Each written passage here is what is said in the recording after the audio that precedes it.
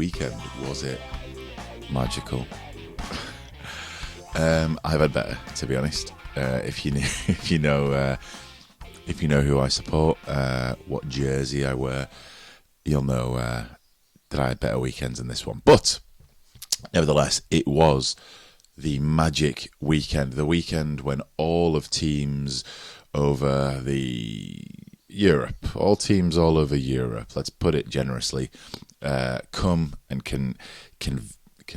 coalesce onto Newcastle, St James's Park, and all the games are played there that day. And it is a wonderful weekend for everyone. This is my 6 Again episode for the Magic Weekend 2025. So if you missed the weekend, or you just missed the weekend, if you know what I mean, then this are my 6 top talking points from that most magical round, Magic Weekend. If you're watching me and you think, God, who's this guy? He's got a nice voice, but I hate his face. Then head over to Spotify. You can get it on Spotify too. Audio only. You don't get the benefit of the clips, but who cares? Head over to Spotify. 10 yards back as well. Obviously, you found the YouTube channel if you are watching. And if you're listening, if you're the one person that listens, head over to YouTube. See my face. Judge for yourself. All right. Magic Weekend, round 10. It was a good one. Here's my number 1 for my 6 again this week. Number one with a bullet has to be that Huddersfield Giants are off the line. I said on Friday on my predictor video, I completely wrote them off for this one.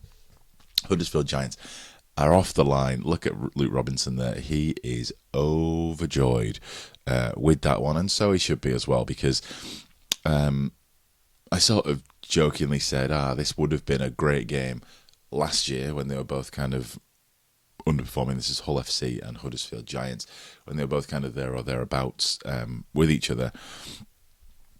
But this year, Hull FC are basically flying and Huddersfield aren't. And, I sort of said, you probably want to skip this one. I really hope you didn't, because it actually turned into a bloody good match. It had the craziest 5 minutes just before half-time that I've ever seen of a rugby league match, where Tom Burgess, Sam Esse got yellow carded, and Liam Knight got red carded, all in the space of 5 minutes. But that didn't stop the Giants, who have the best Magic Weekend record out of anyone. How weird is that? I'm surprised they have the best record of anything out of anyone. But Huddersfield Giants love Magic Weekend.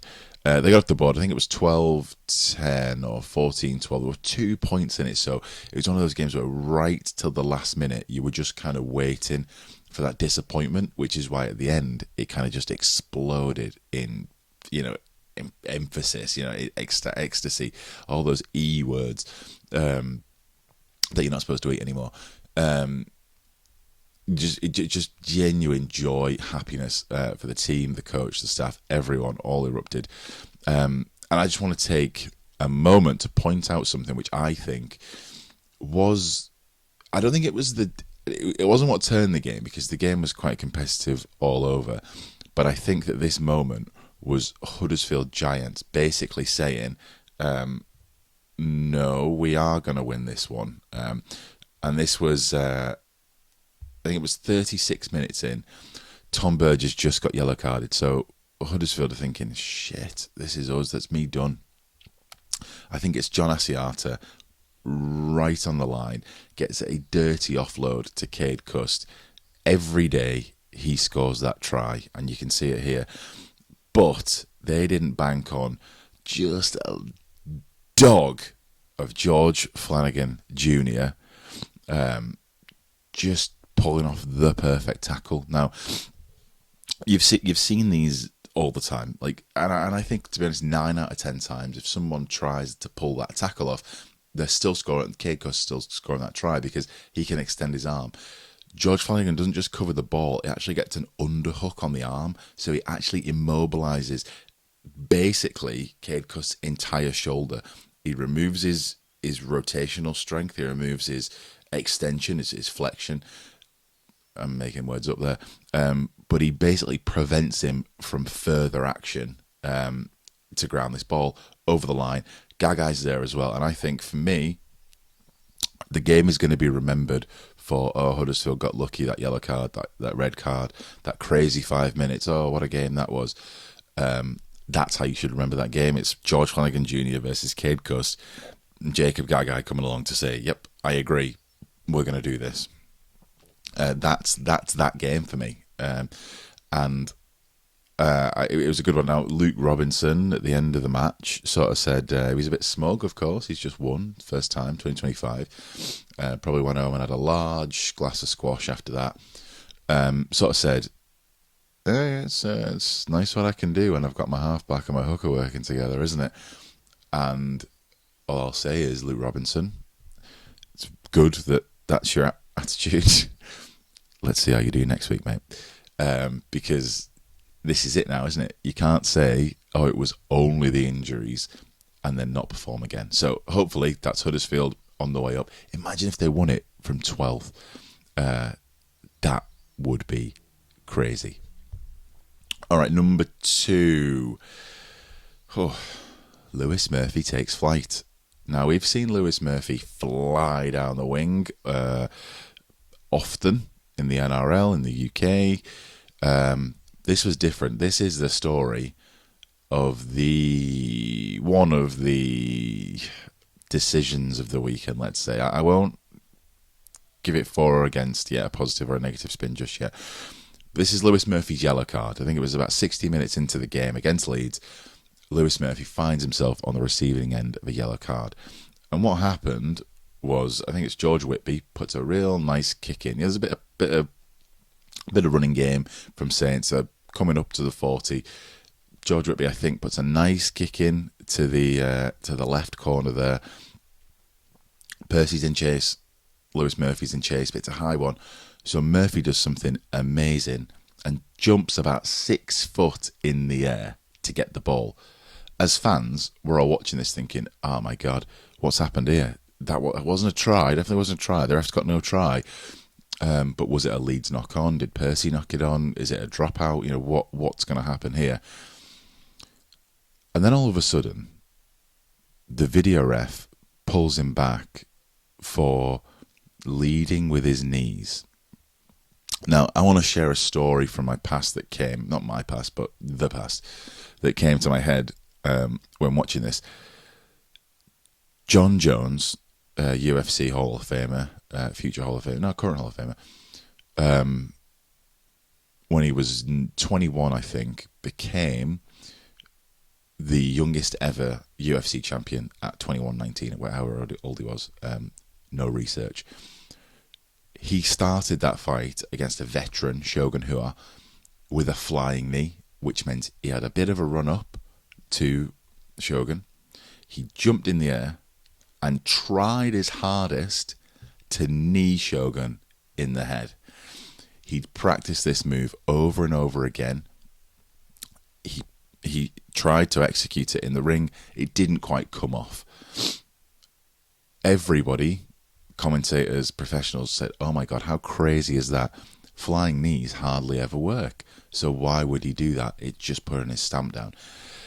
Now, Murphy did, as you can see here, hit, I forget what Leeds player it was now. Everyone's focused on Murphy. That poor lad got knocked out and he's not even the focus of this. Lewis Murphy did jump up in the air and his knees made contact, right? Now that is contact. It's accidental contact.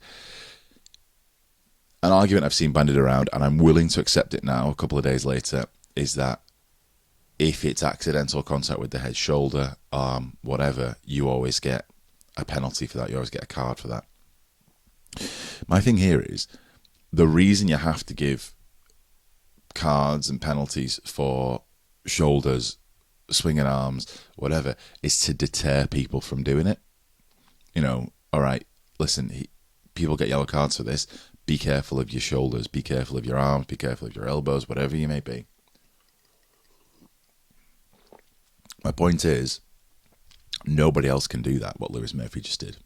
Nobody else can jump that high, that fast, leading with their knees. And I'll be honest, come really close to getting the ball. His eyes never leave the ball, by the way.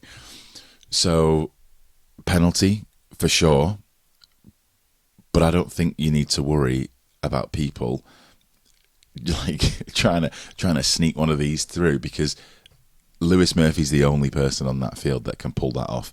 He's a special athlete. He's fast twitch. He's explosive. He's the only one there that can do that. So I think giving him a card so that people, so that people are discouraged from it in the future, it's ridiculous. It's pathetic. I don't think that really changed the game for Saints. I don't think they were about to make a huge comeback, but it definitely kind of put a dampener on it, didn't it?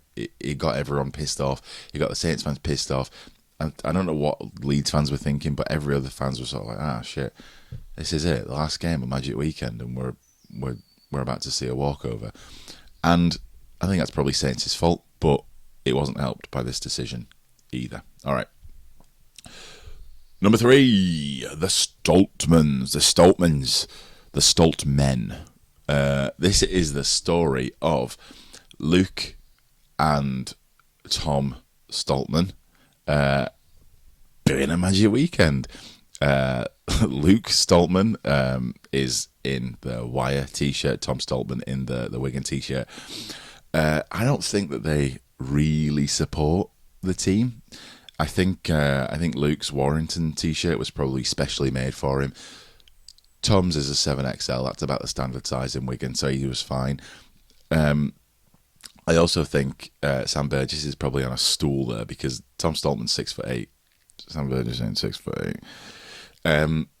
Now, think what you will about this. They didn't really do anything. They didn't bring a ball out or anything like that. They were basically just stood there, saying hello to people, picking people up, being strong, being Stoltman, being world's strongest men, basically. I'm glad it happened though. It got eyes to it. It got people talking. And again, I hate to harp on this because I just hate to do it, but it's Wigan and Warrington again. Why is it always Wigan and Warrington promoting the game? Like, there's no reason why this is obviously buy-in from two teams. The Stoltmans have got a paycheck to get from two teams, and both teams have to agree to it. But why isn't there two other teams just saying, hey, you know what? I'll chip in for, I don't know, Eddie Hall to come and, I don't know, whatever. But Warrington are always at it. Warrington have got quite a relationship with this strongman community, and people like it. Strongman is like, obviously rugby league, you enjoy it if you're a fan. Sometimes casuals enjoy it because it's people smashing into each other. Strongman's one of those like primal things that you don't need to know the rules, you don't need to know the characters, you don't need to know the techniques or anything like that. If someone flicks over and Strongman's on, you can watch it because it's just people picking stuff up. So these were pretty good celebrities actually to get involved with this, to get eyes to the game, and it's Wigan and Warrington again. They pulled it off. Another marketing stunt. Well done, Wigan and Warrington. Rest of the league, what are you doing, man? Up your game. All right. Number 4, Pangai Jr. doesn't stop. This is like I was in two minds whether to put this as one of my top points, because there were a lot of points from this weekend. The reason I included this was because I was scrolling Facebook. Yep, that's how old I am. And this kept coming up. People kept, you see Facebook, let's talk about age. You see people recording their TV with their phone, so the footage is all over the place and it sounds terrible. And in the background, you just do, bloody hell, that lad nailed him. But basically, this is the dying moments of that Lee Catalan game, which I thought was actually the best game of the weekend, if I'm honest. McNamara kicks the ball out because it's 22-20 or 22-24 or something like that. McNamara kicks the ball out. Catalans are just desperately clutching at the last seconds here. Put a kick in. I think it's, what's his name? Ipape that gets it. McNamara is there in cover. And then, as you see, a melee ensues. Because even though the hooter's gone, Ipape's caught the ball. McNamara has tried to catch the ball as well, helped to cover him. Oh, maybe he was even obstructed in this. But for some reason, Pangai Jr. just can't switch off and just absolutely flattens both of them. And it's like the hooter's gone, mate. What are you doing? These are your friends. Like, why are you? It's just a bit of shithousery at the end of that game that didn't really need to happen. It got everybody wound up. It kind of probably took away from Lee's jubilation at winning. It probably took away a bit from like people feeling pleased that Catalans got so close, because it was a great game. I don't think it spoiled it, but definitely having this at the end was unnecessary. And like I say, like, come on, man, they're your mates, they're your peers, they're your colleagues. Are you getting flattening them like that for? You don't need to do that. Anyway, there it is. That's my number 4. Pangai doesn't stop. Number 5, 10 minutes for the referee. Oh, this was a weird one, wasn't it? So this is that Wigan-Warrington game. Again, God, I got a lot wrong this weekend. Going into this weekend, I'd completely written Warrington off. As it turns out, that game ended up really close, really competitive, really exciting, because there was no... The turning point for that game, really, for me, if you want to call it that, was about 2 minutes in, when Dufty got a try chalked off, like in the 2 minutes into the game. And that was when Warrington put their flag in the ground and said, "We're not rolling over here. We're not letting you through."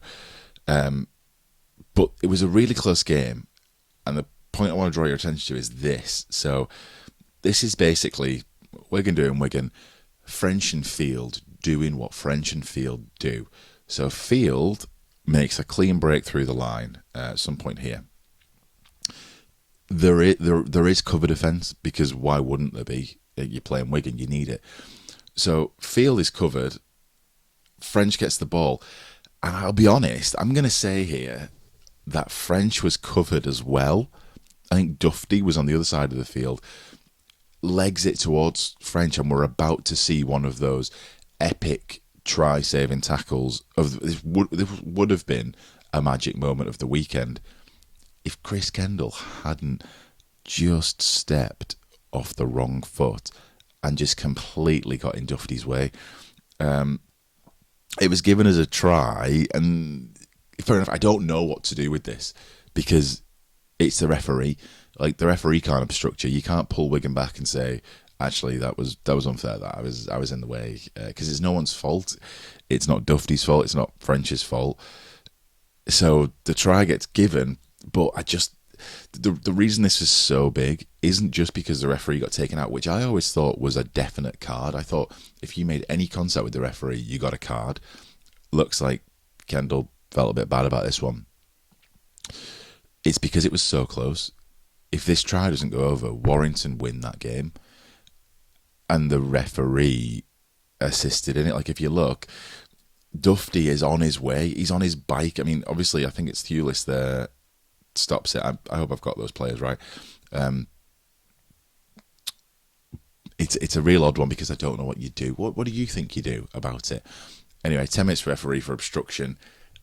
Could that game have gone a different way? That would have been a magic moment for sure. All right, finally coming into the last lap now, the magic moment, the Fartelli try. So all over the weekend, they kept talking about these magic moments, and the first game had one. They'd create a little graphic, magic moment. It kind of spun around or whatever. Guillermo from Catalans scored a wonderful try where he just kept shrugging defenders off, and he finally just puts the ball down nice and cleanly, scores a solo effort try that will be on a highlight reel somewhere. That was a magic moment. Huddersfield winning was a magic moment. So they were kind of clutching at straws a little bit for this magic moment, right up until the dying moments of that Wakefield Castleford game, where a big man with a crazy haircut, got the ball and basically did what everybody always hopes and dreams that a prop is going to do. He just fucking ran with that ball. I don't know. He had his Weetabix that morning because this is Fartilli, Caius Fartilli, scoring a try that he's got no business scoring. Like he takes on the line. Obviously, he's a forward. He's used to doing that. He's used to taking on the line. Brushes the first defender off, the A defender. Brushes him off, hands him off. Great. He goes on his ass. Then he's, what do I do now? All right, yeah, I'll keep running. Keeps running. There's more defenders there. How are there more defenders there? Normally, I'm down at this point. So he just keeps on going. He keeps on running. And just does a nice little sidestep, a little hip twist, beats the next man. And then he's through the defence, but he's a prop. He's a prop. He can't beat the defenders, can he? He sure can. And he fucking does. And he gets to everyone around him, the defenders, him, they're all like, what's going on? You see there, I think it's Tom Amone. Tom Amone, international superstar Tom Amone, returned back to the NRL. Now he's back. He was the biggest talking point coming into this game was, what's Tom Amone going to do? He's back now. He's playing for Castleford. What's he going to do? How many tries is he going to score? Who's he going to do? Tackle, big hits, all this. Tom Amone's just left in the back going, what the fuck is going on here? How's he doing this? It was superhuman. That try, when you talk about magic moments, that try is going to be on every single Magic Weekend promo for the next 15 years. However long they do Magic Weekend, that try is going to be on that promo because it's what everybody always wants to see. It's just a big fella being a big fella and just fucking getting the job done. So, well done, mate. Well done, Fartelli. He's probably like 18 or something, but, good on you, fella. That was a really, really amazing try. That was the magic moment. Up until that point, it was kind of a joke, the magic moment. You made it, mate. All right. That's my 6 again for the week. Top 6 talking points. What were your top 6 talking points? Let me know, maybe on X for once. Perhaps I'll dust that off. This weekend, we've got the Challenge Cup semis up here. Couple of good games there. Just 2 games for the weekend, so I'm not sure what I'll do next week in regards to videos. Maybe nothing, to be honest, because these Challenge Cups, it gets harder and harder to pick top moments from them when there's only 2 games on at the weekend. So anyway, Challenge Cup this weekend, Hull KR Catalans, Lee Warrington. Now, the Lee Warrington game was always going to be a good one. Warrington will have a real fire in their belly now. Sneed might even be talking about coming back, as soon as this. So let's wait and see what happens there. Lee, obviously on fire. I've probably kind of got them to win it, to be honest. Although Warrington have really taught a few lessons at the Totally Wicked recently. Hull KR Catalans, I think, is an interesting one. It's the Cup. It's Catalans. They have history with winning it. Hull KR do have unfinished business with the Cup, and they're flying. That game's either going to go... It's either going to be really good and close, or Hull KR are just going to tip the table over like they did against Salford this weekend. So let's find out. Hopefully the former. Hopefully Catalans can put up a good fight there. And I think this Challenge Cup is coming at a real good time for teams like Cass, Saints, the whole FC, maybe even. They could probably do with a week off just to figure a few things out there, couldn't they? Particularly Saints, who've just can't seem to get firing, can they? All right. Thanks for watching, guys. Thanks for listening. Have a great week. Enjoy the Challenge Cup. Enjoy, hopefully, the sun in the UK. And I'll see you again.